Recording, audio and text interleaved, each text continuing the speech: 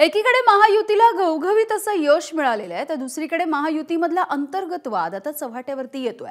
अदिती तटकरे यांना रायगड जिल्ह्याचं पालकमंत्रीपद देऊ नका अशी मागणी शिवसेनेचे आमदार महेंद्र थोरवे यांनी केली आहे। तर महेंद्र थोरवे यांच्याविषयी फार काही बोलणार नाही असं म्हणत अदिती तटकरे यांनी या विषयावरती बोलणं टाळलंय। त्यामुळे रायगड जिल्ह्याच्या पालकमंत्रीपदावरून आता पुन्हा एकदा वाद होण्याची शक्यता आहे।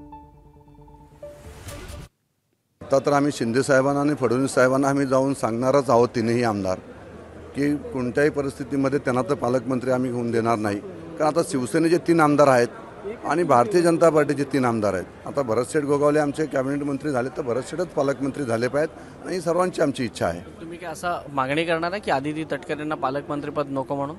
हो, मी तर जाहीरपणे मागणी करणार आहे, जाहीरपणे मागणी करणार आहे। सुनील तटकरेंनी जर महायुतीची गद्दारीच केलेली आहे तर त्यांना पालकमंत्री देण्याचा प्रश्न येतोच कुठे? मी महेंद्र थोरवेंच्या बोलण्याकडे फारसं काही लक्ष देत नसते आणि मला साधारणपणे वाटतं की महायुतीचे जे आमचे नेते आहेत ते खऱ्या अर्थानं त्यांना सगळ्या गोष्टी कोणाला कुठं पद द्यायचं, कोणाला कुठली जबाबदारी द्यायची हे ठरवणारे ते आहेत। त्याच्यामुळे योग्य तो निर्णय घ्यायचा। एबीपी माझा, उघडा डोळे बघा नीट।